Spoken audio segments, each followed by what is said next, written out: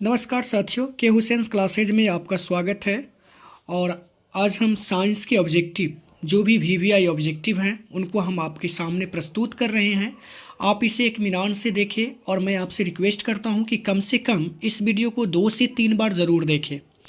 और इसको देखने के बाद आप क्या करें कि मेमोराइज करें, मतलब 1-2 बार देखें।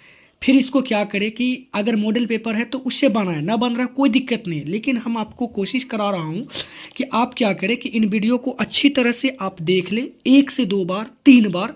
और एग्ज़ाम जैसे मान लीजिए कल है तो एक दिन पहले नाइट में आप देख के इस आराम से सो जाए। यकीन मानिए कि आपके 40 के 40 ऑब्जेक्टिव सही हो जाएंगे, मैं गारंटी और दावे के साथ कह रहा हूँ। और ये ऑन रिकॉर्ड भी है, आप एग्ज़ाम के बाद हमारे सीरीज से मिला भी सकते हैं। तो बड़ी इत्मीनान से हम आपके लिए बड़ी मेहनत के साथ मैं वीडियो बनाता हूँ और आपका प्यार भी है जो आप हमारे वीडियो को देखते हैं। इससे मुझे बहुत अच्छा लगता है कि आप हमें पसंद करते हैं। तो मैं सभी वीडियो को अच्छी तरह से मैं क्या कर रहा हूँ कि प्लेलिस्ट तैयार करवा रहा हूँ अपनी टीम से, उसमें आपको हर तरह के वीडियो मिल जाएंगे। तो अभी ये साइंस का है, इसको आप अच्छी तरह से देखिए। और ये क्लास 10th के बच्चे हैं, वो देखिए, आपको बेझिझक, आपको किसी भी प्रकार की दिक्कत नहीं होगा। अगर आपको किसी भी प्रकार की दिक्कत हो रही है तो प्लीज़ आप हमें ज़रूर बताएं कमेंट सेक्शन में। अगर आपको क्वालिटी में अगर किसी प्रकार की दिक्कत हो रही है तो साथियों आप करें क्या कि क्वालिटी बढ़ा लें और इसको देखें। और हम तो कहेंगे कि देखने से अच्छा है कि इसे सुने, जितना ज़्यादा हो सके सुने और कोशिश करें अच्छी तरह से इसे देखने का। तो जो भी हमारे स्टूडेंट हैं के हुसैन्स क्लासेज के साथ से जुड़े हुए हैं, तो मैं उनसे रिक्वेस्ट करता हूं कि यह वीडियो जितना हो सके उतना शेयर ज़रूर कीजिएगा। और साथियों एक मेरे बड़े भैया हैं, उनका MKS ऑनलाइन एजुकेशन चैनल है, जिसका लिंक मैं डिस्क्रिप्शन में डाल देता हूं। आप प्लीज़ उन्हें सपोर्ट कीजिएगा। MKS ऑनलाइन एजुकेशन चैनल, आप जाके उसको डिस्क्रिप्शन में चेक कीजिए तो लिंक मिल जाएगा। तो उस लिंक पर जाके क्लिक करके सब्सक्राइब ज़रूर कीजिएगा, क्योंकि वह मैथमेटिक्स बड़े सुंदर और अंदाज में पढ़ाते हैं। तो उनका भी वीडियो ज़रूर देखिएगा, डिस्क्रिप्शन में लिंक है, आप ज़रूर वहाँ पे विजिट कीजिएगा और वीडियो को देखने का प्रयास, उनका भी वीडियो को देखने का प्रयास आप ज़रूर कीजिएगा। तो चलते हैं बिना देरी किए हुए। देरी तो हो ही गया, 2 मिनट मैंने आपका ले लिया, इसके लिए सॉरी, लेकिन मैं आपके लिए ही काम कर रहा हूँ, तो ध्यान से समझिएगा। जल की एक गोलीय बूंद में व्यास की अनुदिश आपतित प्रकाश की किरण की कितनी बार अपवर्तन होगा? तो याद रखेंगे 1 बार। लेंस के मुख्यतः फोकस की संख्या होती है तो 2। समतल दर्पण द्वारा बना प्रतिबिंब होता है काल्पनिक। सरल सूक्ष्मदर्शी में किसका उपयोग होता है? तो उत्तल लेंस का। अवतल दर्पण में आवर्धित काल्पनिक प्रतिबिंब बनाने के लिए वस्तु कहाँ रखा जाता है? तो याद रखेंगे फोकस और ध्रुव के बीच। फोकस और ध्रुव के बीच। किस दर्पण की फोकस दूरी चिन्हों की परिपाटी के अनुसार ऋणात्मक मानी जाती है? तो अवतल दर्पण। निम्नलिखित में से किस लेंस को अपसारी लेंस कहते हैं? तो याद रखेंगे अवतल लेंस को। एक अभिसारी लेंस की पुंज समतल दर्पण पर आपतित होती है, परावर्तित किरण पुंज होगा अभिसारी। किसी समतल दर्पण द्वारा आवर्धन होता है तो +1। निम्नलिखित में से किस दर्पण द्वारा किसी वस्तु का आभासी प्रतिबिंब मिल सकता है? तो इनमें से सभी। समतल दर्पण, अवतल दर्पण और उत्तल दर्पण। समतल दर्पण, अवतल दर्पण, उत्तल दर्पण। प्रकाश का नीला रंग होना किस विघटन का परिघटन का परिणाम है? तो परिकिरणन। विरल माध्यम से सघन माध्यम में जाती हुई किरणें मुड़ जाती है तो अभिलंब की ओर। निम्नलिखित में से किस लेंस की फोकस दूरी धनात्मक होती है? तो उत्तल लेंस। चिन्हों की निर्देशांक परिपाटी में धनात्मक फोकस दूरी होती है तो उत्तल लेंस में और उत्तल दर्पण में। निर्देशांक चिन्ह परिपाटी में सभी दूरियां मापी जाती है ध्रुव से। सघन माध्यम के विरल माध्यम में गमन करने के लिए आपतन कोण I = 0 नहीं है तो अपवर्तन कोण R में क्या संबंध होगा? तो R bar होगा I से। निम्न में से कौन पदार्थ लेंस बनाने के लिए प्रयुक्त नहीं किया जा सकता है? मिट्टी। जल, प्लास्टिक और कांच। किया जाता है लेकिन नहीं किया जाता तो मिट्टी। एक उत्तल लेंस की क्षमता 1 डायोप्टर होती है तो उस लेंस की फोकस दूरी होगी 100 सेंटीमीटर। किसी बिंब का वास्तविक तथा समान साइज का प्रतिबिंब प्राप्त करने के लिए बिंब को उत्तल लेंस के सामने कहाँ रखा जाना चाहिए? तो फोकस दूरी के दुगनी दूरी पर। फोकस दूरी के दुगने दूरी पर। देखिए ये सारे वीवीआई ऑब्जेक्टिव हैं। आप देखिए, आप बुक को पढ़िएगा तो आपको 2 से 3 घंटे लगेंगे, लेकिन मैं आपको 40 से 45 मिनट के अंदर में इसे कवर करा दूंगा। यकीन मानिए आपको बहुत मज़ा आएगा। प्रकाश के अपवर्तन के कितने नियम हैं? तो 2। प्रकाश के परावर्तन के कितने नियम हैं? देखिए यह क्वेश्चन 12 में पूछा, 15 में पूछा, फिर 15 में पूछा, फिर 20 में, फिर 21 में, फिर 23 में। तो याद रखिए कि ये सब वीवीआई है। प्रकाश के परावर्तन के कितने नियम हैं? तो 2। किसी माध्यम से अपवर्तनांक का मान होता है तो साइन आई बटे साइन आर, साइन आई बटे साइन आर। एक उत्तल लेंस होता है तो किनारों की अपेक्षा बीच में मोटा। अवतल लेंस का आवर्धन m बराबर होता है तो v बटे यू। देखिए कितनी बार ये सवाल रिपीटेड है, इस पर भी ध्यान दीजिए। गोलीय दर्पण में फोकसांतर एवं वक्रता त्रिज्या के बीच संबंध है तो r बराबर 2f, r बराबर 2f। निर्गत किरण एवं अभिलंब के बीच के कोण को कहते हैं तो निर्गत कोण। 1 मीटर फोकस की दूरी वाले उत्तल लेंस की क्षमता होगी 1d। किसी अवतल दर्पण द्वारा काल्पनिक सीधा तथा आवर्धित प्रतिबिंब बनता है जब वस्तु स्थिति होती है दर्पण तथा उसके फोकस के बीच। किस दर्पण प्रतिबिंब सीधा एवं छोटा होता है तो उत्तल दर्पण। अवतल दर्पण है तो अभिसारी, अवतल दर्पण है तो अभिसारी। समतल दर्पण द्वारा बना प्रतिबिंब होगा तो काल्पनिक होता है। किसी वस्तु का आवर्धित प्रतिबिंब होता है तो अवतल दर्पण। काल्पनिक प्रतिबिंब हमेशा होता है तो सीधा होता है। किस दर्पण में हमेशा आभासी और छोटा प्रतिबिंब होता है तो उत्तल दर्पण में। हजामत बनाने के लिए प्रयोग किया जाता है तो अवतल दर्पण। सोलर कुकर का प्रयोग किया जाता है अवतल दर्पण, अवतल दर्पण। पानी में डूबी एक उत्तल लेंस में फोकस की दूरी हवा में इनकी फोकस दूरी की अपेक्षा कम होती है, फोकस दूरी की अपेक्षा कम होती है। किस लेंस का उपयोग कर दीर्घ दृष्टि दोष को संशोधित किया जा सकता है तो उत्तल लेंस को। नई कार्तीय चिन्ह परिपाटी के अनुसार दर्पण के सामने रखे गए बिंब की दूरी ली जाती है तो ऋणात्मक। निम्नलिखित में से किसी वस्तु का वास्तविक प्रतिबिंब कौन बना सकता है तो उत्तल लेंस। उत्तल लेंस द्वारा आवर्धित काल्पनिक प्रतिबिंब तब बनता है जब वस्तु रहती है फोकस और लेंस के बीच, फोकस और लेंस के बीच। किसी बिंदु वस्तु से निकलकर किरण किसी लेंस से अपवर्तित होकर जिस बिंदु पर मिलती है उसे कहते हैं तो फोकस, फोकस। किसी शब्दकोश में पाए गए छोटे अक्षरों को पढ़ते समय आप निम्न में से कौन से लेंस पसंद करेंगे तो 50 सेंटीमीटर फोकस दूरी अवतल लेंस, 50 सेंटीमीटर फोकस दूरी अवतल लेंस। फोटोग्राफी कैमरा का अभिदृश्यक होता है तो उत्तल लेंस। देखिए ये सारे VVI ऑब्जेक्टिव क्वेश्चन हैं और मैं चैप्टर वाइज आपको ये बता रहा हूँ। दंत विशेषज्ञ किस दर्पण का उपयोग मरीजों के दांत को बड़ा प्रतिबिंब देखने के लिए करता है तो अवतल दर्पण। कौन सा लेंस अपसारी लेंस भी कहलाता है तो अवतल लेंस। एक प्रयोग में अवतल दर्पण द्वारा किसी बिंब का प्रतिबिंब एक पर्दे पर प्राप्त किया जाता है। दर्पण की फोकस दूरी को निर्धारित करने के लिए प्रयोगकर्ता को मापने की जरूरत होती है तो दर्पण तथा पर्दा के बीच की दूरी को और दर्पण तथा बिंब के बीच की दूरी को, इसलिए A और B दोनों हो जाएगा। गोलीय दर्पण के परावर्तक पृष्ठ की वृत्ताकार सीमा रेखा का व्यास कहलाता है तो गोलीय दर्पण का द्वारक। निम्नलिखित में से कौन उत्तल दर्पण की फोकस दूरी है जिसकी वक्रता त्रिज्या 32 सेंटीमीटर है तो प्लस 16 सेंटीमीटर। यदि किसी बिंब का प्रतिबिंब का आवर्धन ऋणात्मक है तो उस प्रतिबिंब की प्रकृति क्या होगी तो वास्तविक और उल्टा।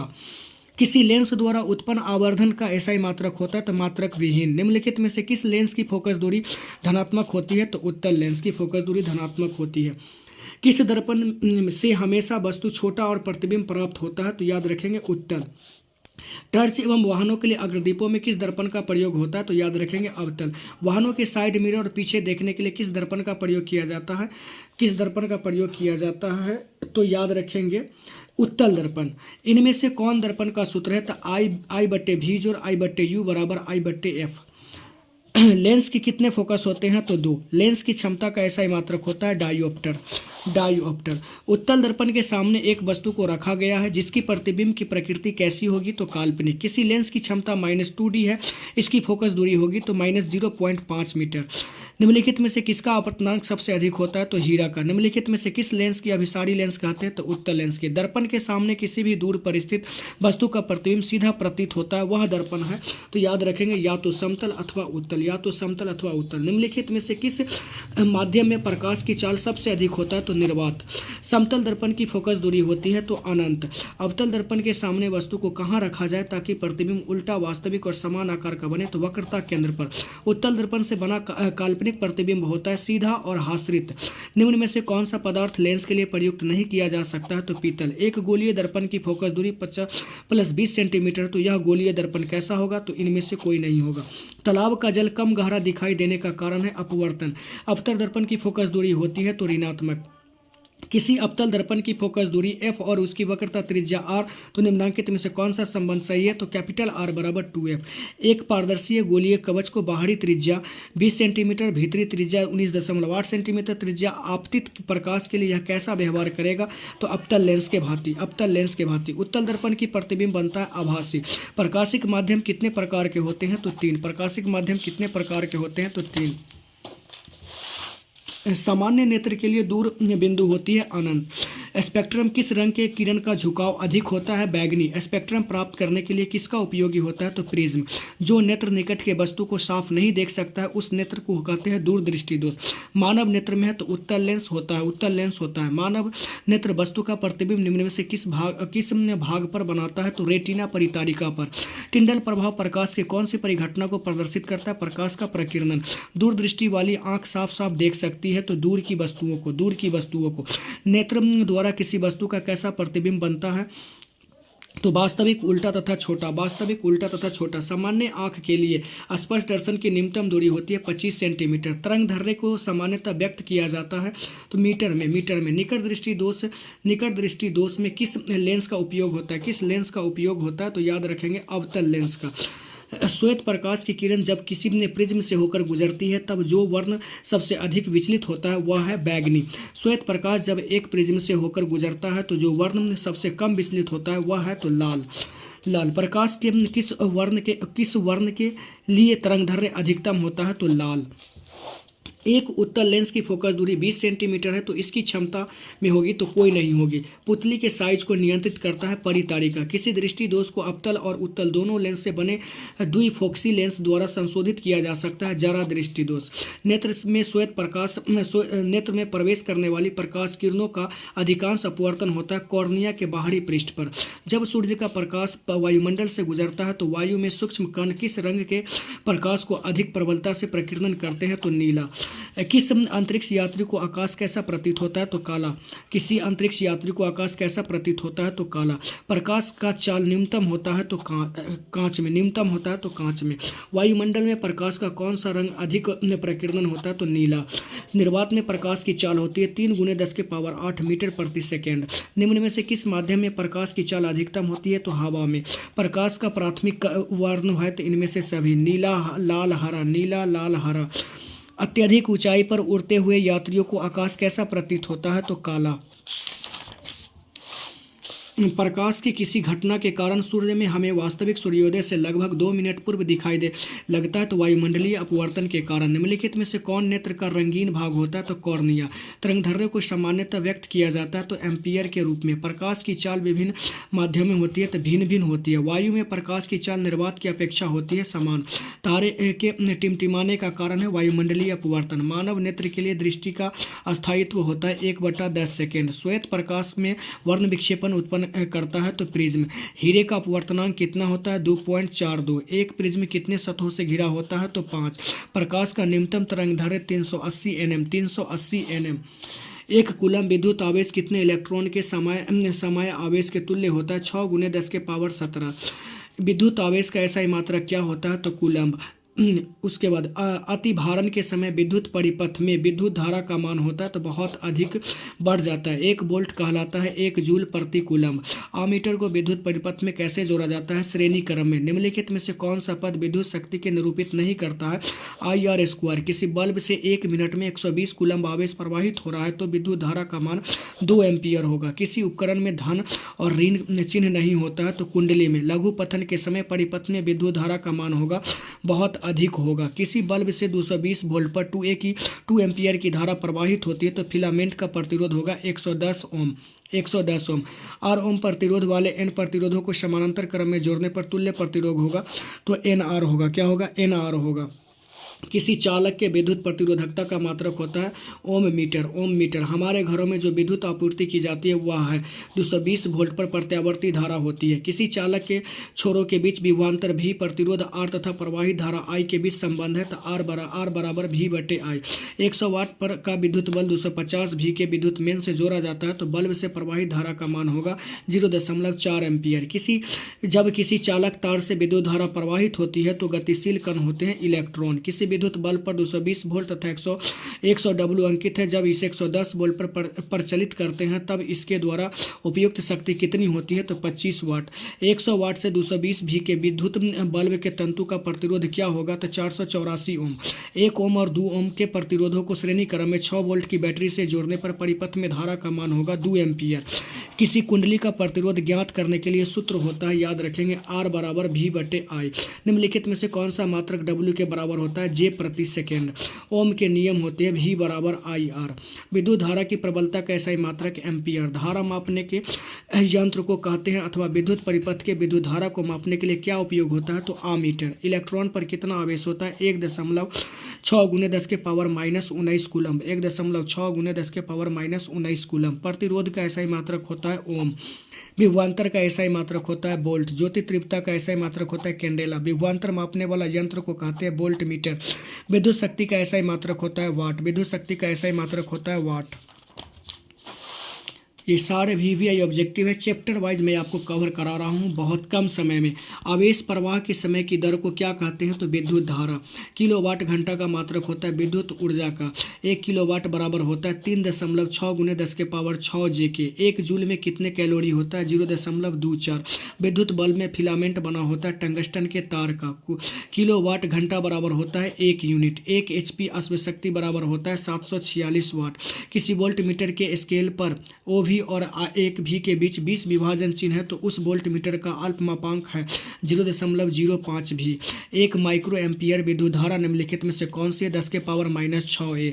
वोल्ट बराबर होता है तो J प्रति C, यानी J/C भी पढ़ सकते हैं। निम्नलिखित में से कौन सा पद विद्युत परिपथ में विद्युत शक्ति को निरूपित करता है, I²R। निम्नलिखित में से कौन सा संबंध सत्य है, V बराबर IR। V बराबर IR। विद्युत ऊर्जा का व्यापारिक मात्रक है यूनिट। निम्नलिखित में से कौन सा कथन सत्य है, जूल बराबर कूलम गुने वोल्ट। यदि किसी विद्युत बल्ब के तंतु का प्रतिरोध 1200 ओम है तो यह बल्ब 220 वोल्ट स्रोत से कितना विद्युत धारा लेगा, तो 0.18A। वोल्ट मीटर को किस क्रम में जोड़ा जाता है, तो समांतर क्रम में। किसी परिपथ का वह गुण जो विद्युत ऊर्जा को ऊष्मा ऊर्जा में बदल देता है, तो प्रतिरोध। किसी विद्युत परिपथ में धारा दोनों दिशाओं में प्रवाहित होती है तो उसे क्या कहते हैं, प्रत्यावर्ती धारा AC। प्रत्यावर्ती धारा AC। समांतर क्रम में संयोजित प्रतिरोधों की संख्या घटने के उपरांत संयोजित प्रतिरोधों का कुल प्रतिरोध होता है तो बढ़ता है। चालक का प्रतिरोध निर्भर करता है चालक में प्रवाहित विद्युत धारा पर। निम्नलिखित में से कौन विद्युत धारा का सबसे अच्छा चालक है, चांदी। जब एक से अधिक प्रतिरोध श्रेणी क्रम में जुड़े हो रहते हैं तब कौन सी भौतिक राशि उनमें समान रहती है, तो विद्युत धारा। विद्युत धारा। विद्युत धारा। निम्नलिखित में से कौन विद्युत धारा का सुचालक है, तो ग्रेफाइट। आमीटर से निम्नलिखित में से किसे मापा जाता है, तो धारा को। 1 mA बराबर होता है 10⁻³ आमीटर का प्रतिरोध होता है बहुत छोटा। रियोस्टेट का उद्देश्य क्या है, धारा के परिमाण में वृद्धि या कमी। धारा के परिमाण में वृद्धि या कमी। इलेक्ट्रिक हीटर की कुंडली बनाने के लिए किस पदार्थ का प्रयोग किया जाता है, नाइक्रोम का। 1 यूनिट विद्युत ऊर्जा का मान होता है 3.6 × 10⁻6 J। कार्य करने की क्षमता को कहते हैं ऊर्जा। एमीटर को विद्युत परिपथ में कैसे जोड़ा जाता है, श्रेणी क्रम में। जूल प्रति कूलम J प्रति C के बराबर होता है तो वोल्ट के। किलोवाट घंटा मात्रक होता है विद्युत ऊर्जा के। यदि कई प्रतिरोध समांतर हो तो उनका समतुल्य प्रतिरोध होगा प्रत्येक प्रतिरोध से कम। प्रतिरोध का मान बढ़ाने के लिए प्रतिरोधकों को जोड़ना चाहिए तो पार्ट्शव क्रम में। एक एमीटर के 0 तथा 2A अंकों के बीच 20 विभाग है तो एमीटर का अल्पतम मार्ग क्या होगा, तो 0.1A। निम्नलिखित में से किस कारण से सामान्य नमक का जलीय घोल विद्युत का सुचालक होता है, तो धनावेश और ऋणावेश दोनों के विपरीत दिशा में गतियों के कारण। 100 W 220 वोल्ट के एक बल्ब के आरे 120 विभवांतर आरोपित करने पर प्रवाहित विद्युत धारा होगी 25/121A। विद्युत बल्ब में फिलामेंट द्रव्य होता है टंगस्टन का। किसी विद्युत धारावाही सीधी लंबी परिनालिका के भीतर चुंबकीय क्षेत्र होता है तो सभी बिंदुओं पर समान होता है। फ्लेमिंग के वाहम हस्त नियम के बाएं हाथ के तर्जनी की संकेत करते हैं चुंबक क्षेत्र की दिशा को। पश्चिम की ओर प्रक्षेपित कोई धनावेशित कण अल्फा कण किसी चुंबकीय क्षेत्र द्वारा उत्तर की ओर विक्षेपित हो जाता है तो चुंबकीय क्षेत्र की दिशा क्या होती, तो ऊपरीमुखी। विद्युत फ्यूज विद्युत धारा के किस सिद्धांत पर कार्य करता है, उसमें बैटरी से किस प्रकार की धारा प्राप्त होती है, तो डिस्ट धारा। विद्युत चुंबकीय प्रेरण की खोज किसने की थी, तो फैराडे ने। विद्युत जनित्र का सिद्धांत आधारित है विद्युत चुंबकीय प्रेरण पर। तांबे की तार एक आयताकार कुंडली किसी चुंबकीय क्षेत्र में घूर्णी गति कर रही है तो इस कुंडली में प्रेरित विद्युत धारा की दिशा में कितने परिभ्रमण के पश्चात परावर्तन होगा, तो आधे। निम्नलिखित में से कौन किसी लंबी विद्युत धारावाही तार के निकट चुंबकीय क्षेत्र का सही वर्णन करता है, चुंबकीय क्षेत्र के सकेंद्रीय क्षेत्र रेखाओं के केंद्र तार द्वारा। विद्युत धारा उत्पन्न करने की युक्ति को कहते हैं तो जनित्र। लघु लघु पतन के समय परिपथ में विद्युत धारा का मान होता है बहुत अधिक बढ़ जाता है। डायनमो से किस प्रकार की धारा प्राप्त होती है? तो दोनों धाराएं, दिष्ट धारा और प्रत्यावर्ती धारा। विद्युत बल्ब की धारा होती है निष्क्रिय गैस भरी रहती है, निष्क्रिय गैस भरी रहती है। विद्युत धारा के कारण उत्पन्न चुंबकीय क्षेत्र की दिशा ज्ञात की जाती है तो फ्लेमिंग के वाम हस्त के नियम से, फ्लेमिंग के वाम हस्त के नियम से। डायनमो के द्वारा बदला जाता है यांत्रिक ऊर्जा को विद्युत ऊर्जा में, यांत्रिक ऊर्जा को विद्युत ऊर्जा में। किसी छड़ चुंबक के अंदर चुंबकीय क्षेत्र रेखा की दिशा क्या होती है? तो उत्तर ध्रुव से दक्षिणी ध्रुव। घरेलू परिपथ में उदासीन तार का रंग होता है तो हरा। किसी किस्म युक्त में विभक्त वलय दिक् परिवर्तन का कार्य करता है तो विद्युत मोटर में। एक विद्युत सेल में धारा प्राप्त करने से इसके सिरों के बीच विभवांतर का मान होता है विद्युत वाहक बल से कम, विद्युत वाहक बल से कम, विद्युत वाहक बल से कम। एक प्रारूपी सौर सेल कितना विद्युत विभवांतर विकसित करता है? 0.5 से 1.0 भी, 0.5 से 1.0 भी। भारत में उत्पादित प्रत्यावर्ती विद्युत धारा की आवृत्ति होती है 50 Hz, 50 Hz। 12 वोल्ट विभवांतर के दो बिंदुओं के बीच 2 कूलम्ब आवेशों को ले जाने में कितनी कार्य किया जाता है? तो 24 जूल। विभक्त वलय का उपयोग किस उपकरण में किया जाता है? तो विद्युत मोटर में, विद्युत मोटर में। विद्युत धारा के चुंबकीय प्रभाव की खोज किसने की थी? तो ऑस्ट्रेड ने। विद्युत मोटर परावर्तित करता है तो विद्युत ऊर्जा को यांत्रिक ऊर्जा में। स्विच लगाए जाते हैं तो गर्म तार पर। वह उपकरण जो विद्युत ऊर्जा को यांत्रिक ऊर्जा में बदलता है तो वह हो गया विद्युत मोटर। विद्युत चुंबक बनाने के लिए किस पदार्थ के क्षर का उपयोग होता है? तो नरम लोहा का, नरम लोहा का। एक सीधे तार में जाती धारा के कारण चुंबकीय क्षेत्र की अभिदिशा किस नियम से प्राप्त होती है? तो फ्लेमिंग के दाएं हाथ के नियम से। फ्यूज तार आधारित होता है धारा के ऊष्मीय प्रभाव पर। फ्यूज तार के लिए निम्नलिखित में से कौन सा कथन सत्य है? प्रतिरोध अधिक तथा गलनांक कम होता है। चुंबकीय फ्लक्स का SI मात्रक होता है वेबर। सेल का विद्युत वाहक बल होता है सेल द्वारा इकाई आवेश पर किया गया कार्य। लघु पतन से समय परिपथ का प्रतिरोध बहुत कम हो जाता है। विद्युत प्रतिरोध के कारण चालक में उत्पन्न होता है तो ऊष्मीय प्रभाव। गर्म जल प्राप्त करने के लिए हम सौर जल तापक का उपयोग किस दिन नहीं कर सकते? तो बादलों वाले दिन में। निम्नलिखित में से कौन जैव मात्रा ऊर्जा स्रोत का उदाहरण है? नाभिकीय ऊर्जा। जल विद्युत संयंत्र किस ऊर्जा के लिए विद्युत ऊर्जा में रूपांतरित करती है? तो स्थितिज ऊर्जा। पवन विद्युत ऊर्जा के लिए पवन की चाल कम से कम कितनी होनी चाहिए? तो 15 किलोमीटर प्रति घंटा, 15 किलोमीटर प्रति घंटा। निम्नलिखित में से कौन बायोगैस ईंधन का स्रोत नहीं है? तो याद रखेंगे नाभिकीय ऊर्जा। निम्नलिखित में से कौन जीवाश्म ईंधन नहीं है? तो बायोगैस। जीवाश्म ईंधन का उदाहरण है कोयला। नवकीर्णीय ऊर्जा का स्रोत है सौर ऊर्जा, सौर ऊर्जा। नरौरा नाभिकीय विद्युत संयंत्र किस राज्य में स्थित है? उत्तर प्रदेश में, उत्तर प्रदेश में। 1 MW के पवन ऊर्जा यंत्र के लिए पवन फार्म को लगभग कितनी हेक्टेयर भूमि चाहिए? तो 2। कितनी हेक्टेयर भूमि चाहिए? तो 2। सौर सेल बनाने के लिए किसका उपयोग किया जाता है? तो सिलिकॉन का, सिलिकॉन का, सिलिकॉन का। निम्नलिखित में से कौन ऊर्जा का नवीकरणीय स्रोत है? इनमें से कोई नहीं है। निम्नलिखित में से उत्तम ऊर्जा स्रोत कौन सा है? तो याद रखेंगे लकड़ी, लकड़ी, लकड़ी। निम्नलिखित में से कौन सा स्वच्छ ऊर्जा स्रोत है? तो प्राकृतिक गैस। कौन सा परंपरागत ऊर्जा स्रोत है? तो जैव मात्रा, बायोमास। निम्नलिखित में से कौन सा ऊर्जा स्रोत सौर ऊर्जा को उत्पन्न नहीं करता है? नाभिकीय ऊर्जा। निम्नलिखित में से कौन अनवीकरणीय ऊर्जा का स्रोत नहीं है? तो बायोगैस। सभी जीव जंतुओं के लिए ऊर्जा का अंतिम स्रोत तो सूर्य है। सौर सेल और सौर ऊर्जा को रूपांतरित करते हैं विद्युत ऊर्जा में। टिहरी बांध निर्माण का उद्देश्य क्या था? तो इनमें से सभी। जल आपूर्ति, बिजली उत्पादन, भूमि सिंचाई। प्रकृति में पृथ्वी का ऊर्जा का मुख्य स्रोत क्या है? तो सूर्य का प्रकाश। अनवीकरणीय ऊर्जा स्रोत है कोयला से प्राप्त ऊर्जा। ऊर्जा के 2 अनवीकरणीय स्रोत है तो कोयला तथा पेट्रोलियम, कोयला तथा पेट्रोलियम।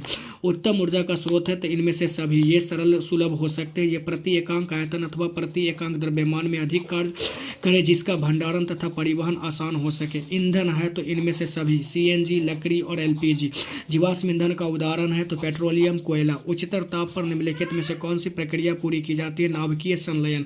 किसी भारी नाभिक के 2 अपेक्षाकृत छोटे नाभिकों के टूटने की क्रिया को कहते हैं तो इनमें से कोई नहीं। सौर ऊर्जा को सीधे विद्युत ऊर्जा में बदलने की युक्ति को कहते हैं तो सौर सेल। जीवाश्म ईंधन की ऊर्जा का वास्तविक स्रोत है तो इनमें से कोई नहीं। जो दहन कर उष्मा उत्पन्न करते हैं उन्हें कहा जाता है ईंधन। सौर ऊर्जा को सीधे विद्युत ऊर्जा बदलने युक्ति को कहते हैं सौर सेल। पृथ्वी पर ऊर्जा का मुख्य स्रोत होता है सूर्य। निम्नलिखित में से किस धातु से सोलर सेल बनाया जाता है? तो सिलिकॉन। निम्नलिखित में से कौन सा पदार्थ बिना ज्वाला के जलता है? तो कोयला। शुष्क सेल में ऋण इलेक्ट्रोड बना होता है तो जस्ता का। डीजल का उपयोग होता है तो इनमें से सभी। भारी वाहनों में, विद्युत उत्पादन में, रेल के इंजन में। खिलौने में किस सेल का उपयोग होता है? तो सूखा सेल का, सूखा सेल का। तो ये साथियों आपके ऑब्जेक्टिव किसके थे? फिजिक्स के थे। अब हम चलते हैं इसी वीडियो में हम केमिस्ट्री के ऑब्जेक्टिव को कवर करते हैं। और इत्मीनान से देखिए। आप अगर बुक को पढ़िएगा तो 2-4 घंटे लगेंगे, लेकिन हम स्पीड में आपको इसलिए बता रहे हैं ताकि आपके भी माइंड तुरंत रिकॉल करें और आप आसानी से इन चीज़ों को समझ पाएँ। चलिए चलते हैं। कौन सी गैस उत्सर्जित होगी जब धातुएं जल के साथ अभिक्रिया करती है? तो हाइड्रोजन Fe2O3 और 2Al एरो Al2O3 2Fe। याद रखेंगे ये सब बात। ऊपर दिए गए अभिक्रिया किस प्रकार की? तो विस्थापन अभिक्रिया। श्वसन किस प्रकार की अभिक्रिया है? तो उपचयन। CuO+H2 एरो Cu+H2 किस प्रकार की अभिक्रिया है? तो अपचयन। इलेक्ट्रॉन के स्थानांतरण से बने यौगिक कहलाते हैं विद्युत संयोजी। नीचे दिए गए अभिक्रिया में कौन सा कथन सही है? 2Co+O2 arrow 2Cu। तो कॉपर का ऑक्सीकरण। सिल्वर क्लोराइड का रंग क्या होगा? तो श्वेत। समीकरण CaCO3S ऊष्मा के साथ CaOH सॉलिड और CO2 गैस किस प्रकार का समीकरण? तो वियोजन। साग सब्जियों को विघटित होकर कंपोस्ट बनाने किस अभिक्रिया का उदाहरण? ऊष्माक्षेपी। याद रखेंगे ये। निम्नलिखित में से कौन सा उत्पाद लेड नाइट्रोड को गर्म करने पर प्राप्त होता है? तो NO2 और O2। निम्नलिखित में से कौन सही है? तो Na2CO3 और 10H2O। लोहे से जिंक को लेपित करने के लिए क्रिया को कहते हैं? तो गैल्वेनीकरण। जस्ता तथा तनु विलयन अम्ल की अभिक्रिया के फलस्वरूप निम्नलिखित में से कौन सा गैस बनता है? तो H2। कोई तत्व ऑक्सीजन के साथ अभिक्रिया कर उच्च गलनांक वाला यौगिक निर्मित करती है। यह यौगिक जल के विलय और यह तत्व हो सकता है? तो Ca। जल के एक अणु से में हाइड्रोजन एवं ऑक्सीजन के परमाणुओं की संख्या का अनुपात होता है? तो 2:1। नीचे दी गई अभिक्रिया के संबंध में कौन सा कथन सत्य है? ZnOC plus arrow Zn plus CO। तो कार्बन उपचयित हो रहा है। निम्नलिखित में अभिक्रिया में से कौन विस्थापन अभिक्रिया? तो FeCuSO4 arrow FeSO4 plus Cu। रासायनिक अभिक्रिया के दौरान किसी पदार्थ में ऑक्सीजन का योग कहलाता है? तो उपचयन। एक भूरे रंग का चमकदार तत्व X को वायु की उपस्थिति में गर्म करने पर वह काले रंग का हो जाता है। तो तत्व X का नाम बताइए? तो Cu। Na2SO4 Aq plus BaCl2 Aq arrow BaSO4 S plus Na2NaCl Aq उपयुक्त रासायनिक अभिक्रिया है? तो द्विविस्थापन अभिक्रिया है। Zn plus CuSO4 arrow ZnSO4 plus Cu। ऊपर दी गई रासायनिक अभिक्रिया किस प्रकार की है? तो विस्थापन अभिक्रिया है। उपयुक्त रासायनिक अभिक्रिया कौन सा है? CaSO4 H2 CaO solid bracket में छोटा ऐसे तो इसको सॉलिड पढ़ते हैं प्लस H2O लिक्विड L है एरो CaOH के होल ट्वाइस्ट AQ। तो को उपयुक्त में तो संयोजन अभिक्रिया है। क्या हो जाएगा? संयोजन अभिक्रिया। सिल्वर आयोडाइड का रंग कैसा होता है? तो पीला। रासायनिक अभिक्रिया के दौरान किसी पदार्थ में ऑक्सीजन का ह्रास कहलाता है? अपचयन। निम्नलिखित में से कौन सा युग्म एकल विस्थापन अभिक्रिया प्रदर्शित करता है? तो AgNO3 AQ एवं CuS। जिंक तथा सल्फ्यूरिक अम्ल के बीच अभिक्रिया से निम्नलिखित में से कौन सी गैस निकलती है? तो H2। रासायनिक अभिक्रिया में भाग लेने वाले पदार्थ को कहा जाता है अभिकारक। समीकरण 2H2 plus O2 arrow 2H2O 1 है। तो संयोजन अभिक्रिया। निम्नलिखित में से कौन ऑक्सीकरण की क्रिया नहीं है? तो अवक्षेपण। अभिक्रिया 2FeSO4 S solid Fe2O3 S plus SO2 G plus SO3 G किस प्रकार की अभिक्रिया है? तो अपघटन। अभिक्रिया ZnO plus CO arrow Zn plus CO2 में कौन अपचयित होता है? तो ZnO।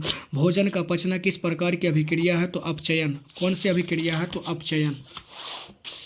निम्नांकित में से कौन संतुलित रासायनिक समीकरण? तो BaCl2 H2SO4 arrow BaSO4 2HCl।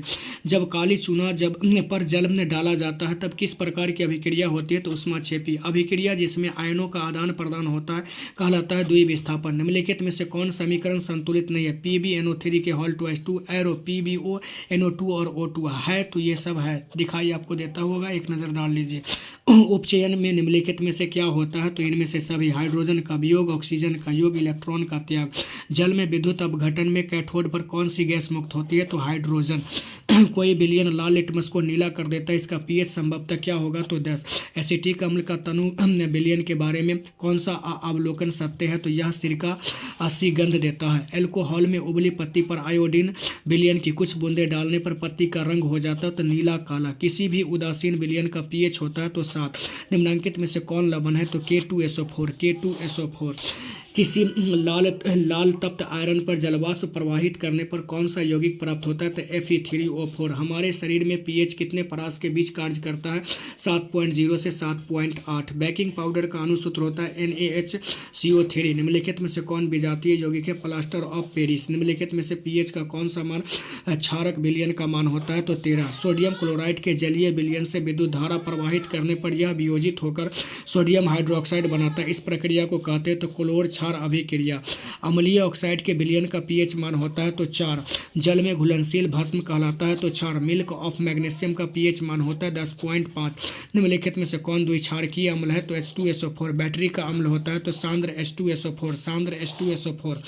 निम्नलिखित में से सबसे प्रबल लवण कौन सा है तो NaCl। दांतों को साफ करने के लिए दंत मंजन टूथपेस्ट प्रायः होता है क्षारीय। शुद्ध जल का पीएच मान होता है तो 7। जब CO2 गैस को पानी में घोला जाता है तो विलयन का पीएच मान होता है तो 7 से कम। काली चूना का रासायनिक सूत्र होता है CaO। निम्नलिखित में से किस विलयन का उपयोग दीवारों की सफेदी करने के लिए किया जाता है तो CaOH के Hal2S2। निम्नलिखित में से कौन सा बुझा हुआ चूना है तो CaOH के Hal2S2। लवण Na2CO3 का जलीय विलयन का पीएच मान 7 से अधिक। एसिटिक अम्ल IUPAC का नाम है इथेनोइक अम्ल। निम्नलिखित में से कौन सा आयन लाल लिटमस को नीला कर सकता है OH। कोई विलयन नीले लिटमस पत्र को लाल कर देता है, इसका पीएच मान संभवतः 5 होता है। ऑक्सैलिक अम्ल का प्राकृतिक स्रोत निम्नलिखित में से कौन सा है तो टमाटर। एक छात्र जांच प्रश्नावली के लिए गए सोडियम बाइकार्बोनेट के तनु विलयन में सार्वभौम सूचक को कुछ बूंद मिलाता है तो निम्नलिखित में से कौन सा रंग दिखेगा तो याद रखेंगे नीला। कौन सा रंग दिखेगा तो नीला। एक जांच प्रश्नावली में देखा गया तो विलयन में रंग आधे घंटे के बाद यह देखा गया तो विलयन का रंग परिवर्तित हो चुका। उस जांच प्रश्नावली में CuSO4 है। CuSO4 है। ध्यान से प्रश्नों को पढ़ लीजिए। CuSO4 है। प्लास्टर ऑफ पेरिस का रासायनिक सूत्र है CaSO4.1/2H2O 1/2H2O। लिटमस विलयन जब न तो अम्लीय होता है और न ही क्षारीय तब यह रंग कैसा होता है तो बैंगनी। आयोडीन युक्त नमक है तो NaCl+Kl और NaCl+KlO3। प्लास्टर ऑफ पेरिस का रासायनिक नाम है कैल्शियम सल्फेट अर्धहाइड्रेट। कैल्शियम सल्फेट अर्धहाइड्रेट। लौंग तेल किस प्रकार का सूचक है तो गंधीय। दही में कौन सा अम्ल है लैक्टिक अम्ल है। शल्य चिकित्सा में टूटी हड्डियों को जोड़ने के लिए प्रयुक्त होने वाला रासायनिक पदार्थ plaster of Paris. Ammonium chloride का जलीय विलयन होता है अम्लीय। एसिटिक अम्ल का प्राकृतिक स्रोत निम्नलिखित में से कौन है तो सिरका। टार्टरिक अम्ल इनमें से किस में पाया जाता है तो इमली में। चींटी के डंक और नेटल डंक में कौन सा अम्ल पाया जाता है मेथेनोइक अम्ल। मेथेनोइक अम्ल। मेथेनोइक अम्ल। किस पीएच मान वाला विलयन सबसे अधिक अम्लीय होगा तो एक जिप्सम का रासायनिक सूत्र होता है CaSO4.2H2O। फॉर्मिक अम्ल का IUPAC का नाम होता है मेथेनोइक अम्ल। अम्ल का पीएच मान होता है 7 से कम। निम्नलिखित में से कौन सा गैस चूने के पानी को दूधिया कर देता है तो CO2। निम्नलिखित में से कौन सा भस्म नहीं NaCl। भस्म है तो CaNOH Na2CO3। सिरका में निम्नलिखित में से कौन सा अम्ल पाया जाता है एसिटिक अम्ल। अम्ल और क्षार आपस में अभिक्रिया कर क्या बनाते हैं लवण। अम्लीय वर्षा के जल का पीएच मान होगा 5.6 से कम। 5.6 से कम। निम्नलिखित में से कौन प्राकृतिक सूचक है हल्दी। निम्नलिखित में से कौन क्षारकीय ऑक्साइड है Na2O। बेकिंग पाउडर का मिश्रण होता है NaCO3 एवं टार्टरिक अम्ल। टार्टरिक अम्ल। आइलेइक एस्टेरिक एवं पैरामीटिक कैसे अम्ल है तो वसीय। कौन सा पदार्थ नीले लिटमस पत्र को लाल कर देता है तो अम्ल। खाने वाला सोडा का रासायनिक सूत्र है NaHCO3। साधारण नमक का रासायनिक सूत्र है तो NaCl। निम्नलिखित में से कौन सा आयन लाल लिटमस पत्र को नीला कर सकता है तो OH। धोबिया सोडा का रासायनिक सूत्र क्या है तो Na2CO3.10H2O। निम्नलिखित में से प्राकृतिक सूचक है कौन है तो हल्दी। निम्नलिखित में से कौन प्रबल क्षारक है तो NaOH। दूध से दही बनाने में निम्नलिखित में से कौन सी अभिक्रिया होती है तो किण्वन। दांत का कठोरतम भाग इनामेल है। स्टार्च की उपस्थिति की जांच के लिए किस विलयन का उपयोग होता है तो आयोडीन। CaOCl2 का प्रचलित साधारण नाम क्या है तो विरंजक चूर्ण। यशद पुष्प क्या है तो जेडेनो। यशक पुष्प क्या है तो जेडेनो। शुष्क बर्फ का रासायनिक सूत्र क्या है CO2। निम्नांकित में से कौन सबसे सबल अम्ल है तो HI। निम्नांकित में से कौन सा पदार्थ का जलीय विलयन नीले लिटमस पत्र को लाल कर देता है तो अम्ल। जिप्सम का रासायनिक सूत्र है CaSO4 और 2H2O। किस पीएच मान का वाला विलयन सबसे अधिक क्षारकीय होगा तो pH बराबर 11। निम्नलिखित में से संश्लेषित सूचक कौन सा है तो मेथिल ऑरेंज। निम्नलिखित में से कौन ग्लोबल लवण का सूत्र है तो Na2SO4 2H2O। चूना जल का रासायनिक नाम कैल्शियम डाइऑक्साइड। Calcium hydroxide. निम्नलिखित में से कौन अधातु है तो कार्बन। निम्नलिखित में से कौन उपधातु है तो गैलियम। जिंक ब्लेड निम्नलिखित में से किस धातु का अयस्क है तो Zn। खाद्य पदार्थ में डिब्बा पर जिंक की बजाय टिन का लेप होता है क्योंकि टिन की अपेक्षा जिंक अधिक अभिक्रियाशील है। कौन विद्युत का सर्वोत्तम सुचालक है Ag। चांदी। निम्नलिखित में से कौन उपधातु है तो Sb। पीतल है तो मिश्र धातु। पीतल है तो मिश्र धातु। निम्नलिखित में से कौन आयनिक यौगिक है? CaCl2। CaCl2 निम्नलिखित में से कौन सा पदार्थ ऑक्सीजन से संयोग कर नहीं करता है? तो गोल्ड, शुद्ध सोना को व्यक्त किया जाता है 24 कैरेट में। कौन सा धातु कमरे के ताप पर द्रव होता है? ब्रोमीन। सीसा और टीन की मिश्र धातु को कहते हैं सोल्डर। निम्नलिखित तत्वों में से किसकी आयन ऊर्जा अधिकतम होती है? तो F। निम्नलिखित में से कौन अधिक अभिक्रियाशील है? तो Cu। निम्नलिखित में से कौन अधातु है? तो C। कार्बन क्या है? तो अधातु। सिलिका क्या है? तो कोई नहीं है। सिलिका क्या है? तो कोई नहीं है। फिर आगे देखेंगे बॉक्साइड निम्नलिखित में से किस धातु का मुख्य ऐसक है? एल्युमिनियम का। निम्नलिखित में से किस धातु का गलनांक सबसे कम है? तो Na।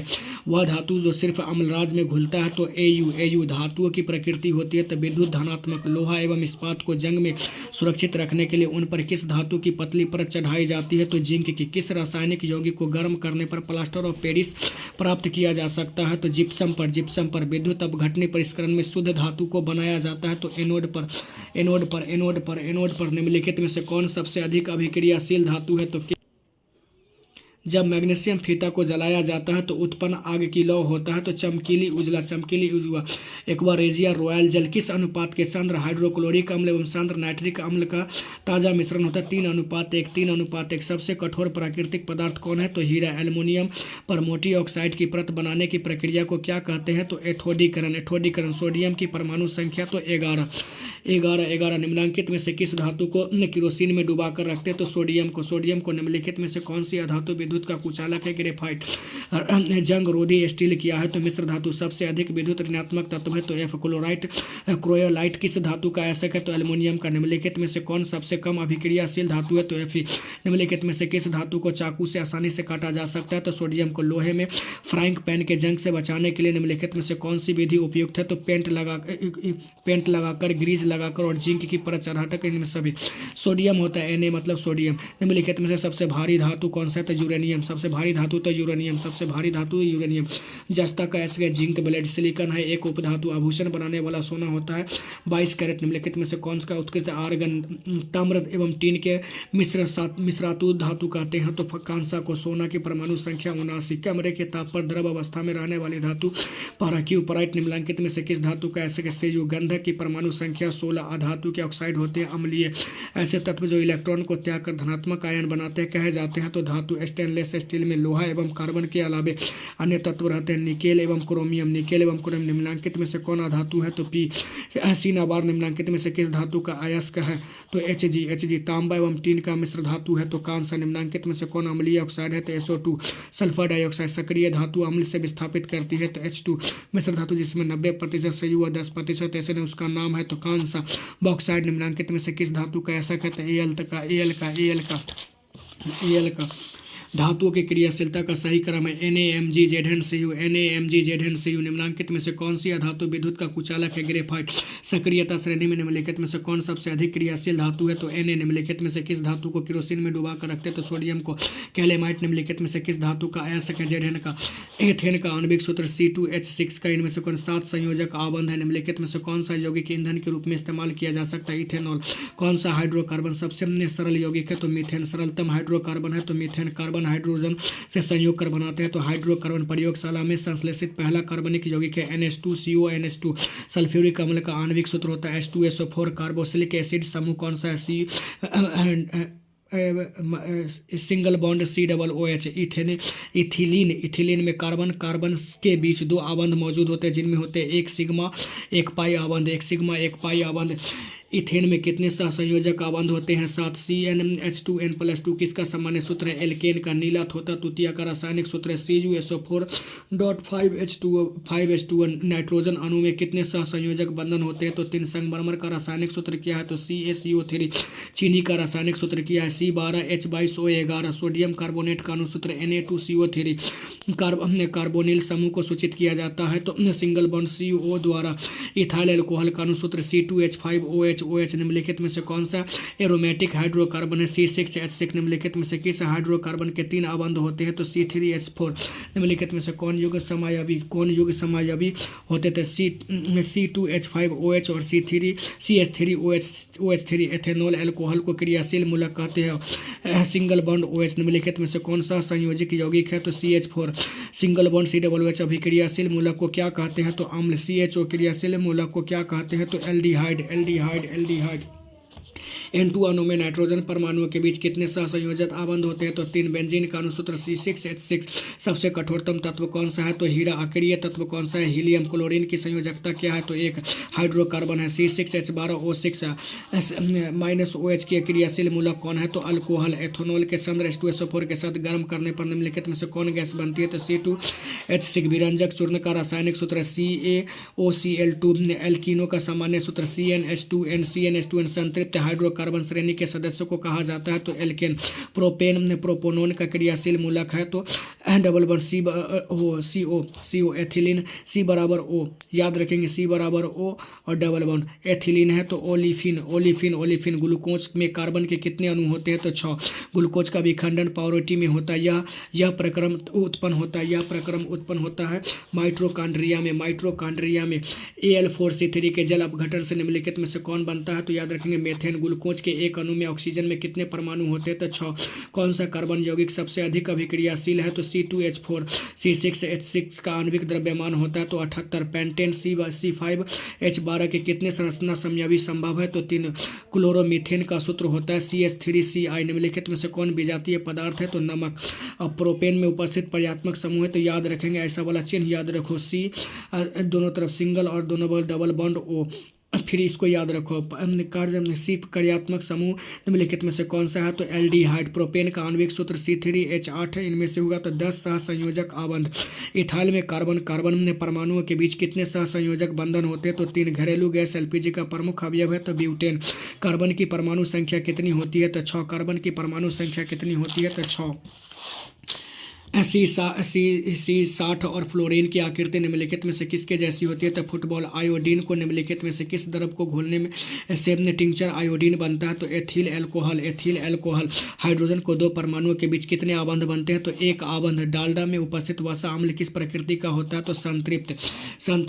सामान्य ब्यूटेन का संरचना सूत्र होती है तो याद रखेंगे देखो 1 2 3 4। तो C4 याद रखो 1 2 3 4 5 6 7 8 9 10। तो C4H10 याद रखेंगे या इस आकृति को याद रखेंगे। कार्बन की संयोजकता होती है 4। असंतृप्त हाइड्रोकार्बन जिनमें कार्बन परमाणुओं के विस्तृत आबंध होते हैं वे कहलाते हैं एल्काइन। ग्लूकोज का रासायनिक सूत्र निम्नलिखित में से C6H12O6। एल्कोहल में कौन सा तत्व उपस्थित नहीं है? तो नाइट्रोजन। वनस्पति तेलों में होते हैं तो लंबी असंतृप्त हाइड्रोकार्बन श्रृंखलाएं। ऑक्सीजन की संयोजकता होती है तो 2। ब्यूटेन में कितने समयावी संभव है? तो 2। अमोनिया के अणु में नाइट्रोजन एवं हाइड्रोजन के परमाणु की संख्या का अनुपात 1:3। एक अणुसूत्र परंतु विभिन्न संरचना सूत्र वाले यौगिक कहलाते हैं समयावी। निम्नलिखित में से कौन सा असंतृप्त हाइड्रोकार्बन है? C2H4। सिंगल बॉन्ड OH अभिक्रियाशील मूलक वाले यौगिक का नाम क्या है? तो एल्कोहल। कैल्शियम कार्बाइड जल के साथ अभिक्रिया कर देता है तो एथाइन क्या देता है? तो एथाइन। एथिल एल्कोहल में IUPAC का नाम होता है तो एथेनॉल। निम्नलिखित में से कौन कार्बन के अपरूप है? तो इनमें से सभी हीरा ग्रेफाइट फ्लोरीन। निम्नलिखित में से कौन कमरे के ताप के द्रव है? तो एथेनॉल। CH3-CH2-OH और CH3-O और CH3 किस प्रकार के समयावी है? तो क्रियाशील समयावी है। निम्नलिखित में से कौन सा एल्कोहल जल में सबसे कम विलय होते? तो CH3-CH2-CH2-OH। निम्नलिखित में से कौन सी गैस धातु वेल्डिंग में प्रयुक्त होती है? तो एसिटिलीन। मेथेन उदाहरण है तो संतृप्त हाइड्रोकार्बन का। निम्नलिखित में से कौन शराब के रूप में उपयोग में आता है? तो एथेनॉल। कार्बनिक यौगिकों में कार्बन की संयोजकता होती है तो 4। एथेनॉल में सांद्र H2SO4 के साथ 170C पर गर्म करने पर क्या बनता है? तो C2H4। एसिटिलीन उदाहरण है तो असंतृप्त हाइड्रोकार्बन का। उच्च वसीय अम्लों के सोडियम लवण कहलाते हैं तो साबुन। निम्नलिखित में से कार्बोनिल समूह का संकेत कौन है? तो CO। निम्नलिखित में से कार्बन यौगिकों में कौन सा यौगिक एल्काइन है? तो एसिटिलीन। एल्केन का सामान्य सूत्र क्या है? CnH2n+2। आधुनिक आवर्त सारणियों के समूह की संख्या होती है 18। सल्फर परमाणु की 72 कक्षा संयोजी सेल इलेक्ट्रॉनों की संख्या कितनी होती है? तो 6। आवर्त सारणी के लिए उदाग्र स्तंभों में क्या कहा जाता है? तो वर्ग। आवर्त सारणी में प्रथम वर्ग के सदस्य होते क्षारीय धातु। आवर्त सारणी में शून्य समूह के तत्व होते हैं तो हीलियम। मीथेन में कितने सहसंयोजक आबंध होते हैं? तो 4। आधुनिक आवर्त सारणी में तत्व के वर्गीकरण का आधार होता है परमाणु की संख्या। अमोनियम यहाँ के अनुसार नाइट्रोजन एवं हाइड्रोजन के परमाणुओं की संख्या का अनुपात 1:3। लोहे के परमाणु की संख्या तो 26। आधुनिक आवर्त सारणी में वर्गों की संख्या ऊर्ध्वाधर स्तंभ की संख्या होती है तो 18। ओजोन के एक अणु में ऑक्सीजन के परमाणुओं की संख्या होती है तो 3। आवर्त सारणी में कितने आवर्त होते हैं तो 7। हीलियम कैसा तत्व है तो अक्रिय। आवर्त सारणी में कितने आवर्त है तो 7। अष्टक का नियम निम्नलिखित में से किसके द्वारा प्रस्तुत किया जाता है तो न्यूलैंड्स द्वारा। आवर्त सारणी के प्रत्येक आवर्त का अंतिम सदस्य होता है तो एक निष्क्रिय गैस। आवर्त सारणी में किसी आवर्त के तत्वों को कौन सा गुण समान होता है? कक्षों की संख्या। मेंडलीफ द्वारा छोड़े गए आवर्त सारणी के रिक्त स्थानों के बाद निम्नलिखित में से कौन सा तत्व पद स्थापित किया गया? गैलियम। निम्नलिखित में से सबसे अधिक अभिक्रियाशील हाइड्रोजन कौन सा है तो फ्लोरीन F। द्वितीयक आवर्त सारणी में तत्वों के लिए कौन सा सेल बाह्यतम सेल है तो L सेल है। आवर्त सारणी के समूह I के तत्व कहलाते हैं तो क्षार धातु। किसी तत्व में 2 सेल है और दोनों ही इलेक्ट्रॉनों के पूर्णतः भरे हुए हैं, वह तत्व होगा तो नियोन। आवर्त सारणी के प्रथम आवर्त में तत्वों की संख्या होती है तो 2। निम्नांकित संकेतों द्वारा व्यक्त तत्वों में कौन सा धातु है तो 2412B। याद रखेंगे 2412B। उसके बाद क्लोरीन के परमाणुओं की बाह्यतम कक्षा में इलेक्ट्रॉन की संख्या कितनी होती है तो 7। आधुनिक आवर्त सारणी का दीर्घतम रूप किसकी प्रस्तुतिकरण है तो मोजले का। निम्नलिखित में से किसमें इलेक्ट्रॉन को बाहर निकालने में सबसे आसान है तो M का। किसने ने कहा कि तत्वों के मूल गुणधर्म उनके परमाणु संख्या न कि उनके परमाणु द्रव्यमान है तो मोजले। आधुनिक आवर्त सारणी नियम के अनुसार तत्वों का गुणधर्म होगा परमाणु संख्या का आवर्त फलन। आधुनिक आवर्त सारणी के बाईं से दाईं ओर जाने पर परमाणुओं का साइज घटता है। ओजोन का आणविक सूत्र होता है तो O3। निम्नलिखित में से कौन सा तत्व आसानी से इलेक्ट्रॉन का त्याग नहीं कर सकता है तो F। निम्नलिखित में से किस तत्व में संयोजी इलेक्ट्रॉन की संख्या सबसे अधिक होती है तो P की। आधुनिक आवर्त सारणी में कौन सा आवर्त अभी तक अधूरा है तो 7वां आवर्त। आधुनिक आवर्त सारणी की 36 कतारें निम्नलिखित में से क्या कहलाते हैं तो आवर्त। मेंडलीफ के आवर्त नियम में तत्व वर्गीकरण का आधार क्या है? परमाणु द्रव्यमान। निम्नलिखित में से कौन अक्रिय गैस है तो हीलियम। पोटेशियम का बाह्यतम सेल में कितने इलेक्ट्रॉन विद्यमान है तो 1। सोना की परमाणु संख्या होती है तो 79। सोना की परमाणु संख्या होती है तो 79। ऑक्सीजन गैस के एक अणु के 2 परमाणुओं के बीच कितने आबंध पाए जाते हैं तो 2। वर्ग 13 से 18 तक वाले तत्व कहलाते हैं पी ब्लॉक के तत्व। निम्नलिखित में से कौन सा संक्रमण तत्व है तो लेड। निम्नलिखित में से कौन सा उत्कृष्ट तत्व है तो आर्गन। मेंडलीफ के आवर्त सारणी में वर्गों की संख्या कितनी होती है तो 9। प्रोटॉन का द्रव्यमान क्या होता है 1.67 × 10⁻⁻27 किलोग्राम। ऑक्सीजन गैस के एक अणु में 2 परमाणुओं के बीच कितने आबंध पाए जाते हैं तो 2। फ्लोरीन के परमाणुओं की संख्या क्या है तो 9। पोटेशियम की परमाणु संख्या 19 है। इसकी संयोजकता क्या है तो 1। ऑक्सीजन का परमाणु भार क्या है तो 16। बोरोन एवं एल्युमिनियम आवर्त सारणी किस वर्ग के तत्व है तो 13। कार्बन हाइड्रोजन के संयोग कर क्या बनाता है तो हाइड्रोकार्बन। ओजोन का आणविक सूत्र क्या है O3। कार्बन आवर्त सारणी के किस वर्ग का सदस्य है तो 14। बोरॉन का परमाणु भार क्या है तो 11। कैल्शियम की परमाणु संख्या क्या है तो 20। मेंडलीफ की आवर्त सारणी की वर्गों की संख्या कितनी है तो 8। साथियों, मैंने अभी आपको केमिस्ट्री का भी ऑब्जेक्टिव कंप्लीट करा दिया और लगले इसी में अभी भी एकदम रफ्तार नाम है इस सीरीज का। चलते हैं बायोलॉजी की ओर और इसको भी समाप्त करते हैं 1.5 घंटा के अंदर में। कूटपात किस में पाया जाता है तो अमीबा में। प्रकाश संश्लेषण होता है दिन में। क्लोरोफिल वर्णक कहलाता है तो हरा। रक्त में आयरन की कमी से होने वाला एक रोग है तो एनीमिया। कवक में पोषण की कमी कौन सी विधि है? मृतजीवी। ऑक्सीजन है तो हार्मोन। मनुष्य में वृक्क संबंधित है तो उत्सर्जन। स्वपोषी पोषण के लिए आवश्यक होते हैं CO2। सूर्य का प्रकाश। क्लोरोफिल। प्रकाश संश्लेषण की क्रिया में ऑक्सीजन बाहर निकलता है तो जल से। मैग्नीशियम पाया जाता है तो क्लोरोफिल में। मनुष्य के प्रमुख उत्सर्जी अंग है तो वृक्क। अमीबा अपना भोजन किसके द्वारा पकड़ता है तो कूटपात द्वारा। निम्नांकित में से कौन मलेरिया परजीवी है तो प्लाज्मेडियम। कार्बोहाइड्रेट, प्रोटीन तथा वसा के पूर्ण पाचन का स्थल निम्नलिखित में से कौन सा है तो छोटी आंत। खुला परिसंचरण तंत्र पाया जाता है तो कॉकरेज में। हमारे शरीर में कौन सा हार्मोन कार्बोहाइड्रेट, प्रोटीन तथा वसा के उपापचय का नियंत्रण करता है तो थायरोक्सिन। श्वसन किस प्रकार की रासायनिक अभिक्रिया तो उष्माक्षेपी। किस पौधे में रंध्र अनुपस्थित रहते हैं तो कनेर। रक्त में ऑक्सीजन का वाहक होता है होमोग्लोबिन। जीवन की एक महत्वपूर्ण स्वायत्त विशेषता है तो वृद्धि। मानव गुर्दे का आकार होता है तो सेम के बीच का आकार। ग्लाइकोलाइसिस होता है तो कोशिका द्रव्य। लैटेक्स सामान्यतः कहाँ पाया जाता है तो इनमें से सभी। पीला कनेर में, पीपल में, बरगद में। बरगद में। मानव मूत्र में यूरिया की प्रतिशत मात्रा होती है 2% में। इनमें से किसकी उपस्थिति के कारण रक्त लाल दिखाई देता है? होमोग्लोबिन। वसा का पाचन करता है तो लाइपेज में। पौधे में प्रकाश संश्लेषण का स्थान है क्लोरोप्लास्ट। परिशेषी का हिस्सा होता है आहार नाल में। किण्वन क्रिया पाया जाता है तो यीस्ट में। यीस्ट में ट्रैकिया किस जीव का श्वसन अंग है? तो कॉकरेज का। पीतरस कहाँ से स्रावित होता है? तो यकृत से। गार्ड कोशिका की कौन सी भित्ति मोटी होती है? तो भित्री।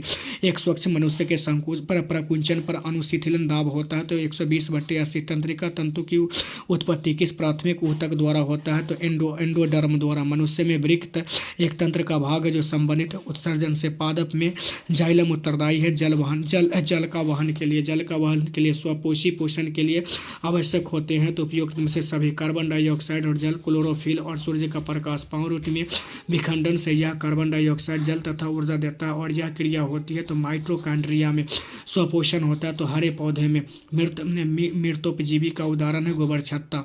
दही के जमने में निम्नलिखित में से कौन सी क्रिया होती है? तो किण्वन। कौन अंतःस्रावी और बाह्यस्रावी ग्रंथि जैसा कार्य नहीं करता है? तो पीयूष ग्रंथि। पादपों में पाए जाने वाला वृद्धि हार्मोन निम्नलिखित में से कौन सा है? तो जिब्रेलिन। प्रकाश संश्लेषण द्वारा किसको प्राप्ति होती है? तो ग्लूकोज की। मानव आहार नाल और अधर नाल का सबसे लंबा भाग होता है छोटी आंत। निम्नलिखित में से किसे कोशिका का ऊर्जा मृदा के रूप में जाना जाता है? तो एटीपी। पत्तियों में गैस का आदान प्रदान कहाँ होता है? तो रंध्र में। हृदय में रक्त और रुधिर के संपूर्ण शरीर को पंप किया जाता है निलय द्वारा। निम्नलिखित में से कौन से यंत्र का उपयोग रक्तदाब मापने में किया जाता है? तो स्फिग्मैनोमीटर में। रक्त का कौन सा अवयव घायल स्थान के रक्तस्राव को मार्ग से रक्त थक्का बनाकर अवरुद्ध करता है? तो प्लेटलेट्स। मंद परीक्षण के लिए हरी पत्ती पर आयोडीन डालने पर पहले पत्ती के लिए अल्कोहल में डुबाया जाता है तो पत्ती को मुलायम करने के लिए तो ये हो जाएगा क्लोरोफिल को घोरने के लिए। स्लाइड को सर्वप्रथम कंपाउंड माइक्रोस्कोप से देखा जाता है तो 10x पर। मछली या किस अंग द्वारा श्वसन करती है? तो गिल्स से। पौधे हरे क्यों होते हैं? तो क्लोरोफिल के कारण। मानव हृदय में कोष्ठकों की संख्या कितनी होती है? तो 4। रुधिर का कौन सा अवयव रक्तस्राव रोकने के लिए मदद करता है? तो प्लेटलेट्स। वृक्क की रचनात्मक एवं क्रियात्मक इकाई किसे कहते हैं? तो नेफ्रॉन को। एक वयस्क मनुष्य में कितने दांत होते हैं? तो 32। श्वसन के अंतिम उत्पाद होते हैं CO2 और ऊर्जा। ग्रहणी भाग है तो छोटी आंत। एस्टोमेटा के खोलने और बंद होने की क्रिया को नियंत्रित करता है तो द्वार कोशिका। कौन सा एंजाइम वसा पर क्रिया करती है? तो लाइपेज। किस प्रकार के श्वसन से अधिक ऊर्जा मुक्त होती है? तो वायवीय। हाइड्रा में क्या पाया जाता है? तो स्पर्शक। फ्लोएम ऊतक द्वारा कार्बोहाइड्रेट का परिवहन होता है तो सुक्रोज के रूप में। तिलचट्टा में कितने जोड़ श्वास रंध्र पाए जाते हैं? तो 10। प्रकाश संश्लेषण की क्रिया होती है हरे पौधे में। निम्न में से सबसे तेज हृदय धड़कन किसका होता है? तो इनमें से सभी। यूरिक अम्ल का, अमोनिया का, यूरिया का। इनमें से तेज हृदय धड़कन किसका होता है? चूहा का। पौधे में उत्सर्जी पदार्थ होते हैं टेनिन, गोंद और रेजिन। अमीबा में अधिकांश पोषण कैसा होता है? अंतःग्रहण। डायलिसिस मशीन द्वारा रक्त का शुद्धिकरण की प्रक्रिया कहलाती है तो हीमोडायलिसिस। चालनी नलिकाएं पाई जाती है तो फ्लोएम में। आरबीसी की जीवन अवधि होती है तो 120 दिन। पौधे में भोजन किस रूप में जमा होता है? तो स्टार्च में। मानव हृदय घिरा हुआ है पेरिकार्डियम से। किस जीव में हीमोग्लोबिन नहीं होता है? तो मक्खी में। हीमोग्लोबिन की कमी से कौन सा रोग होता है? एनीमिया। ऑक्सीजन का वाहक कौन सा है? तो आरबीसी। पौधे में श्वसन होता है तो पत्तियों में। कौन सी बीमारी श्वसन तंत्र से संबंधित है? तो निमोनिया। मनुष्य के श्वसन रक्त कोशिकाओं की जीवन अवधि कितनी होती है? तो 12 से 20 दिन। निम्नलिखित में से कौन सा संवहन ऊतक है? तो बी और सी। फ्लोएम और जाइलम।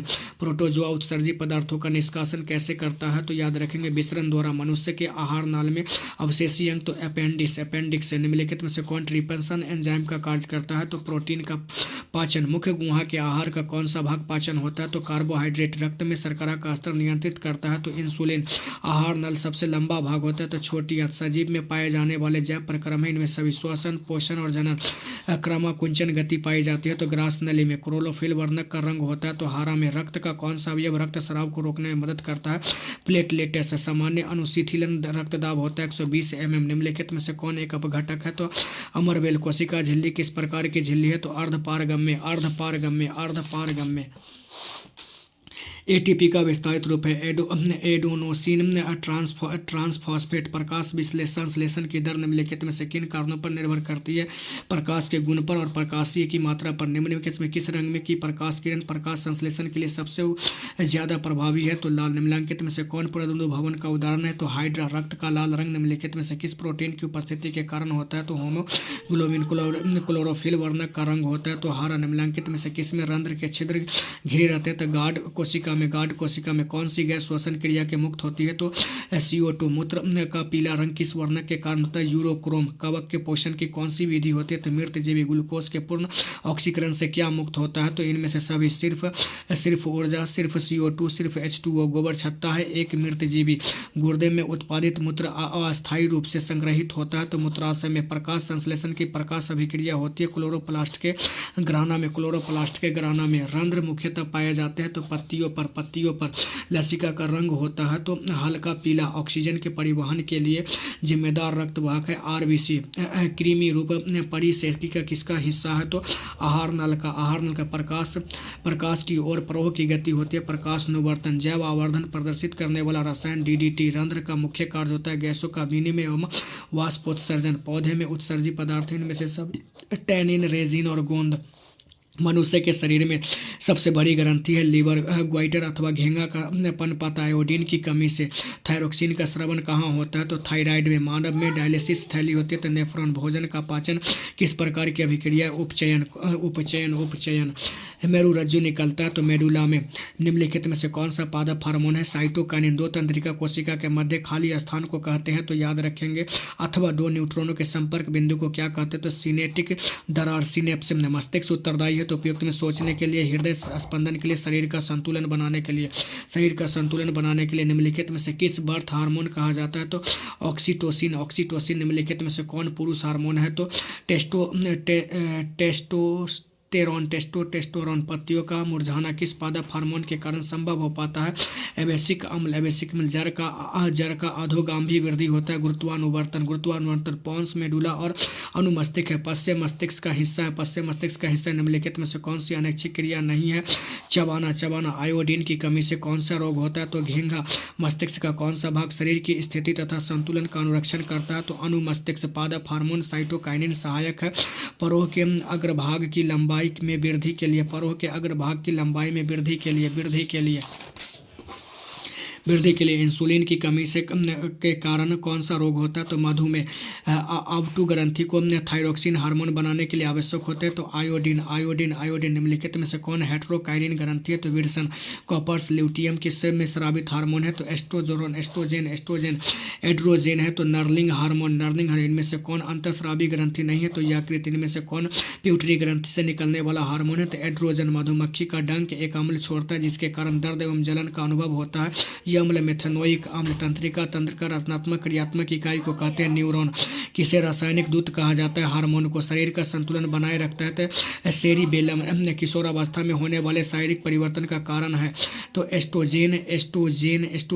टेस्टोरेन। निम्नलिखित में से कौन पादप हार्मोन नहीं है? तो ऑक्सीटोसिन। पौधे और पशुओं की कोशिकाओं का वैज्ञानिक अध्ययन कहलाता है कोशिका विज्ञान। मानव शरीर की सबसे लंबी कोशिका कौन सी? तंत्रिका कोशिका। और टेस्टोस्टेरोन स्रावित होता है तो वृषण से रुधिर चाप नियंत्रित होता है तो एड्रीनल द्वारा। मानव मस्तिष्क का औसत भार होता है तो 1.4 kg। मेरुरज्जु कहाँ मिलता है? तो मेंडुला में। निम्नलिखित में से कौन सा अंग संवेदग्राही नहीं है? तो मस्तिष्क। थायरोक्सिन हार्मोन के संश्लेषण में किसका होना आवश्यक है? तो आयोडीन का। फल पकाने वाला हार्मोन है एथिलीन। मनुष्य के कपाल तंत्रिकाओं की संख्या होती है तो 12 जोड़ी। मस्तिष्क में कौन सा भाग में गंध पहचान का केंद्र है? तो अग्र मस्तिष्क में। दांत की सबसे ऊपरी परत इनामेल है। पुष्पी पादपों की लैंगिक जनन होता है फूलों द्वारा। मानव मादा के जनन तंत्र का भाग नहीं तो शकवाहिका। नर युग्मक एवं सामुदायिक युग्म संलग्न को कहते हैं तो कोई नहीं। निम्नलिखित में से कौन एक लिंगी पादप का उदाहरण है? तो पपीता। मुकुलन द्वारा प्रजनन किसमें होता है? तो यीस्ट में। फूलों में नर प्रजनन अंग होता है तो पुंकेसर में। द्विखंडन होता है तो इनमें से पैरामीशियम, अमीबा और लिस्मेनिया में। इनमें से सभी में। मानव मादा में अंडाणु निषेचन होता है।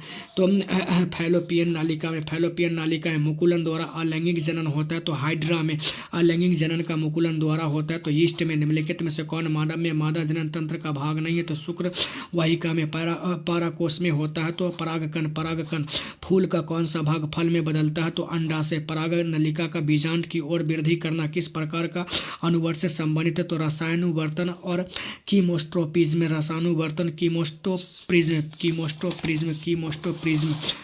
भ्रूण को मां के रुधिर से भी पोषण मिलता है। इसके लिए एक विशेष संरचना होती है जिसे कहते हैं प्लेसेंटा। निम्नलिखित में से कौन पुनरुद्भवन का उदाहरण है? तो हाइड्रा यौन परिपक्वता की अवधि कहते हैं। तो यौवनारंभ। शुक्राणुओं का मोचन कहाँ होता है? तो शुक्र वाहिकाओं में। एक लिंगी पुष्प का उदाहरण है पपीता। मानव जनन अंग किस आयु में परिपक्व क्रियाशील होता है? तो 18। शुक्राणु का निर्माण होता है। तो विरसन में लिंग गुणसूत्र का पूर्ण जोड़ा पाया जाता है। तो स्त्री में।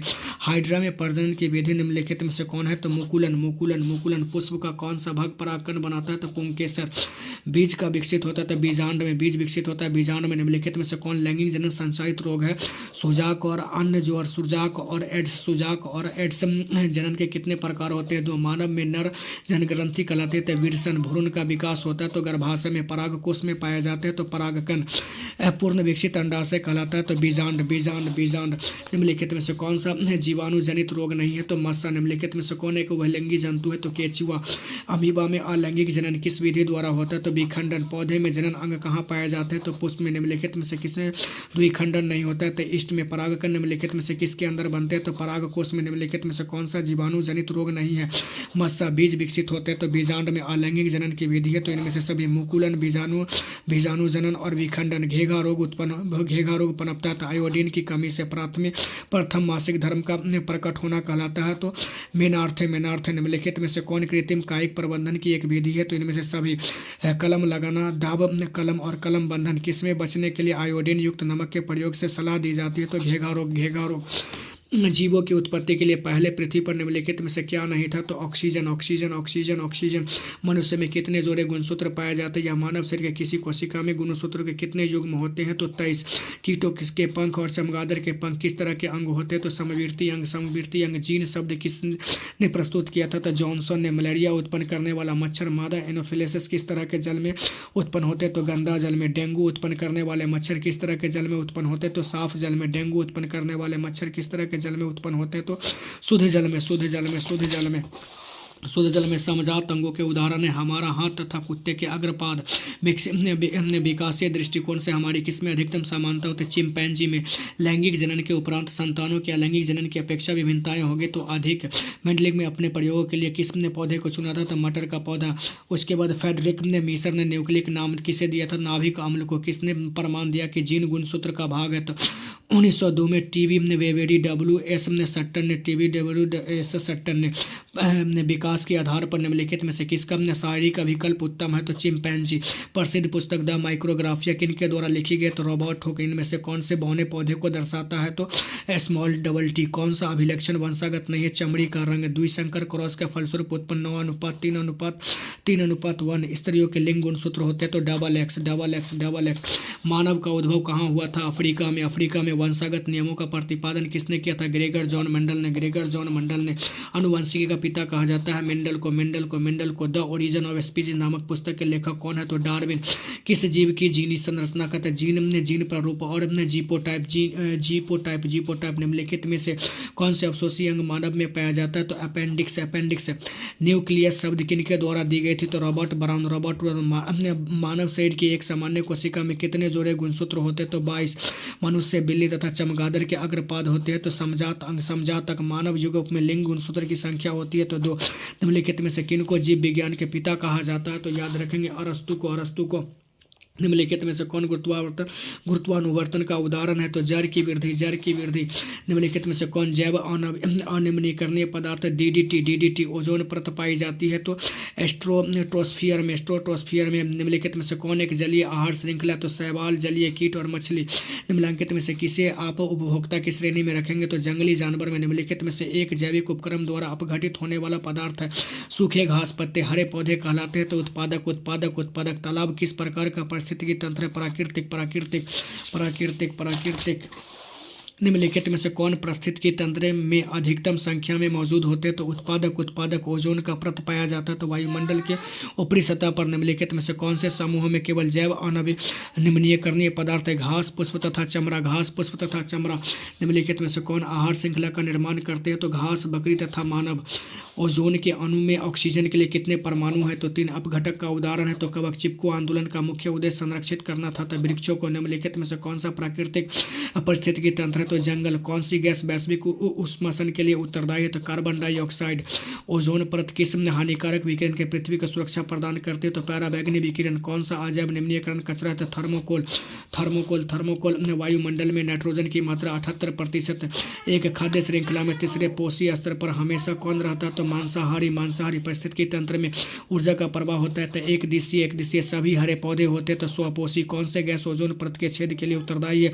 क्लोरोफ्लोरोकार्बन। सीएफसी चिपको आंदोलन किसके संबंधित है? वन संरक्षण से। निम्नलिखित में से किसके कारण अम्ल वर्षा होती है? SO2 sulphur dioxide. पारिस्थितिकी तंत्र में ऊर्जा का स्रोत होता है सूर्य का प्रकाश। निम्नलिखित में से कौन पर्यावरण के अंतर्गत आते हैं? तो वायुमंडल, स्थलमंडल, जलमंडल। बाघ उपभोक्ता है। तो तृतीय पोषी स्तर का एक। वन पारिस्थितिकी तंत्र में कितने पोषी स्तर होते हैं? तो 4। पारिस्थितिकी तंत्र में ऊर्जा का प्रवाह होता है। तो एक दिशीय। वायुमंडल में CO2 का प्रतिशत क्या है? तो 0.003%। प्राकृतिक संसाधन पर निम्नलिखित में से कौन प्राकृतिक संसाधन नहीं है? जीवधारी है। तो वायु, मृदा और जल। यूरो सेकेंड का संबंध है। तो वायु प्रदूषण से। निम्नलिखित में से कौन एक भूमिगत जल का उदाहरण? तो कुआं। निम्नलिखित में से कौन एक उभयलिंगी जंतु है? तो केचुआ। कौन उभयलिंगी जंतु है? तो केचुआ। वनों के संरक्षण के लिए निम्नलिखित में से किन प्रक्रिया को नियंत्रित करने की आवश्यकता होती थी? सभी अतिचारण, पेड़ों के अंधाधुंध कटाई और खनन। उसके बाद जैव विविधता के विशिष्ट स्थल कहलाते हैं। तो वन। टिहरी बांध का निर्माण किस प्रदेश में किया गया? उत्तराखंड में। उभयलिंगी जंतु कौन नहीं है? तो मछली में। निम्नलिखित में से कौन सा पर्यावरण अनुकूलन नहीं है? तो मोटरसाइकिल से चलना। निम्नलिखित में से कौन गंगा प्रदूषण के लिए उत्तरदायी नहीं है? तो गंगा में मछली पालन।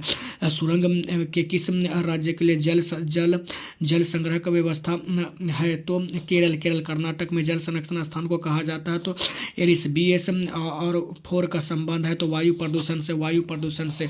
तो साथियों, हमने आपको बहुत अच्छी तरह से मेहनत करके 1 घंटा 5 मिनट कुछ सेकंड का वीडियो मैंने आपके सामने प्रस्तुत कर दिया हूं। अब आप इसे आसानी से देख भी लिए होंगे, क्योंकि लास्ट में है तो आप आसानी से देख लिए होंगे। मैं फिर आप लोगों के सामने रिक्वेस्ट करता हूं कि एक मेरे बड़े भैया का यूट्यूब चैनल है, MKS ऑनलाइन एडुकेशन, ऐसी करके चैनल का नाम है। चैनल अभी सर्च में नहीं आता होगा, या आता भी होगा मुझे मालूम नहीं, लेकिन डिस्क्रिप्शन में इसका लिंक है। प्लीज़ उस डिस्क्रिप्शन में लिंक, सबसे पहले जो लिंक है वो भैया का चैनल का लिंक है, उसे आप लिंक में जाके और उस जो भी वीडियो डाले होंगे एक आध वीडियो भी देख लीजिएगा, क्योंकि उनका भी मनोबल बढ़ जाएगा। तो फिर आपके लिए मैथमेटिक्स में अच्छी पकड़ बना देंगे वो ऐसे शानदार एवं जानदार आदमी हैं। और डिस्क्रिप्शन में लिंक है, MKS ऑनलाइन एजुकेशन ऐसे करके उनका चैनल का नाम है। आप डिस्क्रिप्शन को चेक कीजिए, उसमें उनका चैनल का लिंक अवश्य मिल जाएगा, उसको जाके आप सब्सक्राइब जरूर कीजिएगा। साथियों, अब ये बताइए कि यह वीडियो आपको कैसा लगा, ज़रूर आप कमेंट सेक्शन में ज़रूर लिखने का प्रयास करें।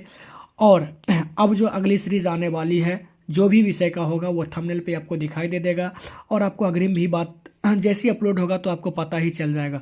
तो चलिए साथियों, चलता रहूँगा पथ पर चलने में माहिर बन जाऊँगा, चलता रहूँगा पथ पर चलने में माहिर बन जाऊँगा, या तो मंजिल मिल जाएगी या अच्छा मुसाफिर बन जाऊँगा। तो चलते हैं, बिना देरी किए हुए इसको समाप्त करते हैं। और हमने आपका वक्त ज़्यादा नहीं लिया है, 1 घंटा लिया है। तो आप क्या करें, अच्छी तरह से इस वीडियो को देखिए, इत्मीनान से देखिए, और आने वाले समय में आप एग्ज़ाम में अच्छे प्रदर्शन करेंगे। लास्ट कहेंगे कि भैया का चैनल है, थोड़ा सा डिस्क्रिप्शन में लिंक है, वहाँ जाके आप उनको चैनल को विजिट करके उनके चैनल को सब्सक्राइब कर दीजिए। ये हमारे तरफ से ये मेरा रिक्वेस्ट है। तो फिर मिलते हैं साथियों नेक्स्ट वीडियो में के हुसैन्स क्लासेस के साथ जुड़ने के लिए। Thank you so much my dear students, my dear brothers, my dear all of you. Thank you.